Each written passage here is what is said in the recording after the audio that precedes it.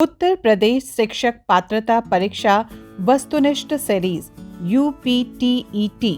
ये सीरीज उन अभ्यर्थियों के लिए है जो उत्तर प्रदेश शिक्षक पात्रता परीक्षा UPTET में शामिल हो रहे हैं। इस सीरीज में हम रोजाना UPTET की परीक्षा में पूछे जाने वाले प्रश्नों के समतुल्य 20 प्रश्नों पर विश्लेषणात्मक चर्चा करेंगे। UPTET से संबंधित प्रश्नों का संपूर्ण संकलन प्रभात प्रकाशन की पुस्तक में दिया गया है। ये पुस्तक NCERT, SCERT एवं उत्तर प्रदेश बेसिक शिक्षा परिषद के दिशा निर्देशों पर आधारित है, जिसे आप Amazon या Flipkart से भी खरीद सकते हैं और आपकी सुविधा के लिए इसका लिंक नीचे डिस्क्रिप्शन में दिया गया है। ये UPTET का एपिसोड नंबर 2 है। हल प्रश्न है 1 से 4 सेट 2018 का। क्वेश्चन नंबर 1, निम्न में से अधिगम में योगदान देने वाले मनोवैज्ञानिक कारकों में कौन सा शामिल नहीं है? ऑप्शन ए अधिगम की इच्छा, बी प्रेरणा, सी रुचि, डी विषय वस्तु का स्वरूप। ऑप्शन डी इसका सही जवाब होगा। अधिगम का तात्पर्य होता है सीखना। अधिगम की प्रक्रिया जीवन भर चलती रहती है। अधिगम व्यक्तित्व के सर्वांगीण विकास में सहायक होता है। इसके द्वारा जीवन के लक्ष्यों को प्राप्त करने में सहायता मिलती है। अधिगम की इच्छा, प्रेरणा तथा रुचि अधिगम में योगदान देने वाले मनोवैज्ञानिक कारकों में शामिल होता है। क्वेश्चन नंबर 2, गिरोह अवस्था किस आयु वर्ग में विलंब विकास से संबंधित है? ऑप्शन ए 16 से 19 वर्ष एवं नैतिकता, बी 3 से 6 वर्ष एवं भाषा, सी 8 से 10 वर्ष एवं समाजीकरण, डी 16 से 19 वर्ष एवं संज्ञानात्मक। और इसका सही जवाब होगा ऑप्शन सी। गिरोह आयु सामान्यतः 8 से 10 वर्ष की आयु वर्ग को कहा जाता है, जो बचपन से अधिक तथा किशोरावस्था से पूर्व की आयु होती है। ये बच्चों की प्राथमिक शिक्षा का दौर होता है। ये आयु बच्चों में परिवर्तन तथा रुचियों के विकास की होती है। फ्रायड ने बच्चों की इस आयु को लिटेंसी पीरियड कहा है। इस गिरोह आयु के दरमियान बच्चों की रुचि परिवार, माता पिता से बाहर अपने दोस्तों तथा साथियों की ओर होने लगती है तथा एक समान रुचि के बच्चों का समूह एक साथ रहना पसंद करने लगता है। क्वेश्चन नंबर 3, थॉर्नडाइक ने अपने सिद्धांत को किस शीर्षक से सिद्ध किया? ऑप्शन ए संज्ञात्मक अधिगम, बी अधिगम के प्रयोग एवं भूल, सी संकेत अधिगम, डी स्थान अधिगम। और इसका सही जवाब होगा ऑप्शन बी। E.L. थॉर्नडाइक द्वारा प्रतिपादित सीखने के सिद्धांत को एक अति महत्वपूर्ण सिद्धांत माना गया है, जिसमें हमें साहचर्यवाद तथा विज्ञान की विधियों का अनोखा संगम दिखाई देता है। थॉर्नडाइक ने वर्ष 1898 में प्रतिपादित अपने सिद्धांत को शीर्षक अधिगम के प्रयास एवं भूल से सिद्ध किया था। क्वेश्चन नंबर 4, निम्न में से कौन सा अवबोध स्तर के शिक्षण में शामिल है? ऑप्शन ए पृथक्करण, बी अनुप्रयोग, सी तुलना, डी अन्वेषण। और इसका सही जवाब होगा ऑप्शन डी।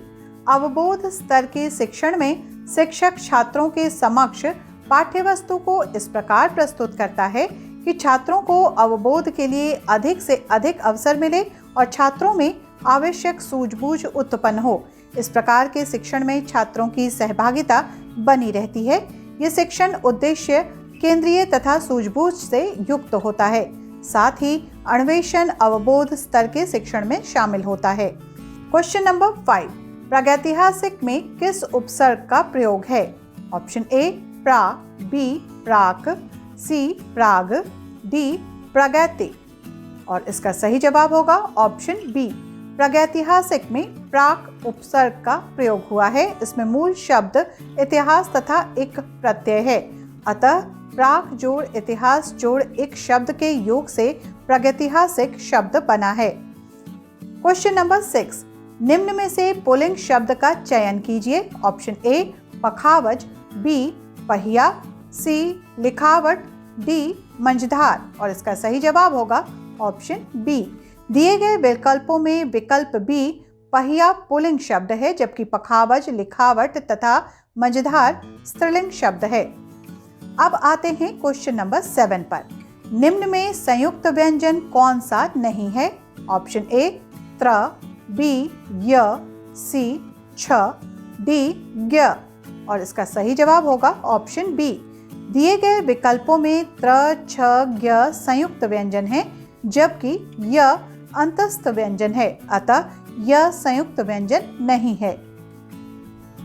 क्वेश्चन नंबर 8, विश्लेषण शब्द का विलोम होगा।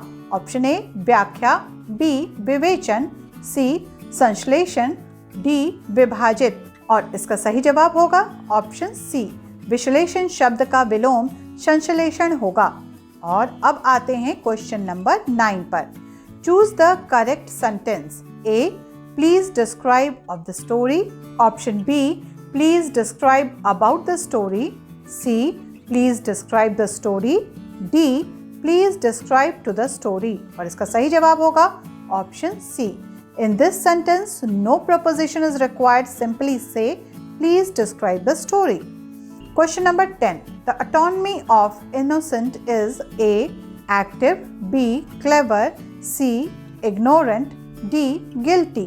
और इसका सही जवाब होगा option D. The word innocent means not guilty of a crime of offense. Its antonymy is guilty. Question number 11. Which one of the following words can be made plural by adding a suffix n? Option A max, B box, C tax, D ox। और इसका सही जवाब होगा option D, oxen is plural of ox। Question number 12. Which of the following is a missplit word? A derogatory, B desiccation, B dissident, D dermatitis। और इसका सही जवाब होगा option A. The word derogatory is missplit. Its correct spelling is derogatory.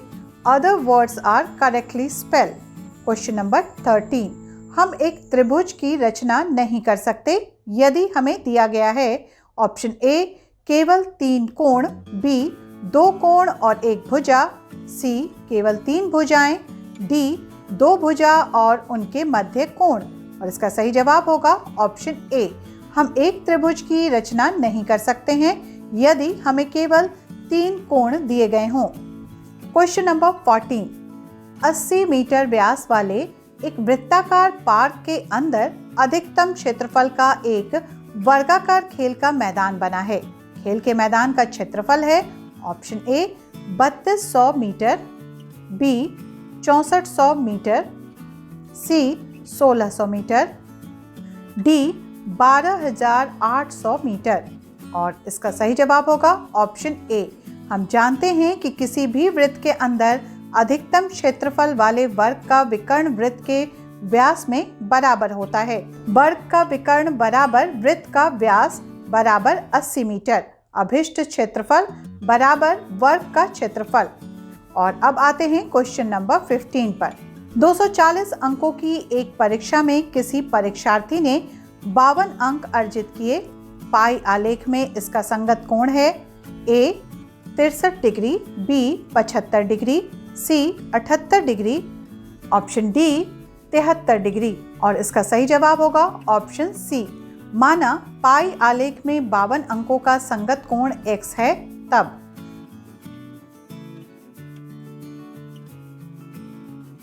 Question number 16. 100 के समभाजकों की संख्या होगी option A 7, B 6, C 5, D 8। और इसका सही जवाब होगा ऑप्शन सी। 100 के भाजक हैं 4, 10, 20, 50। अभिष्ट समभाजकों की संख्या बराबर 5। Question number 17.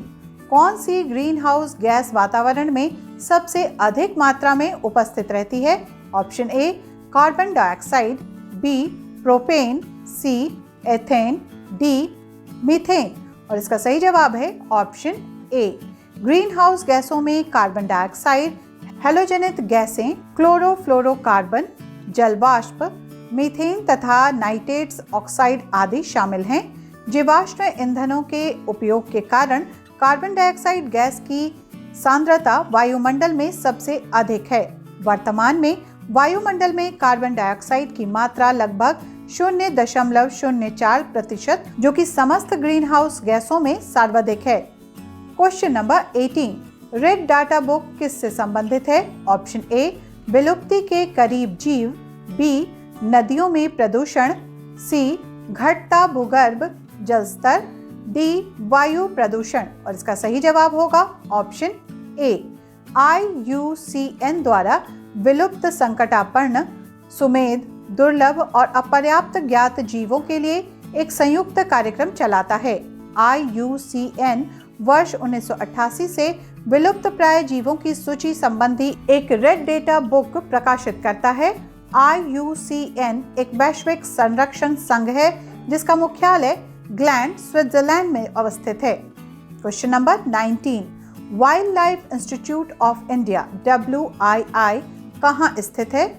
Option A Ahmedabad, B नई दिल्ली, सी कोयम्बटूर, डी देहरादून। और इसका सही जवाब है ऑप्शन डी।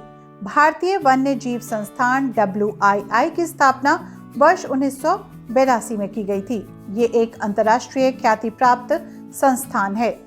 ये संस्थान उत्तराखंड के देहरादून में स्थित है, जो प्रशिक्षण पाठ्यक्रम, अकादमिक कार्यक्रम के अलावा वन्य जीव अनुसंधान तथा प्रबंधन में सहकारिता प्रदान करता है। और अब इस सेट के आखिरी क्वेश्चन नंबर 20 में MS स्वामीनाथन एक ऑप्शन ए पारिस्थितिकी वैज्ञानिक थे, बी पत्रकार थे, सी कृषि वैज्ञानिक थे, डी पक्षी वैज्ञानिक थे। और इसका सही जवाब होगा ऑप्शन सी। MS स्वामीनाथन एक कृषि वैज्ञानिक हैं। भारत में हरित क्रांति का श्रेय डॉक्टर MS स्वामीनाथन को जाता है। भारत में हरित क्रांति की शुरुआत वर्ष 1966-67 में हुई थी। भारत में हरित क्रांति का सर्वाधिक प्रभाव गेहूं और चावल की कृषि पर पड़ा है। आज का सेट बस इतना ही। अब दीजिए इजाजत। धन्यवाद।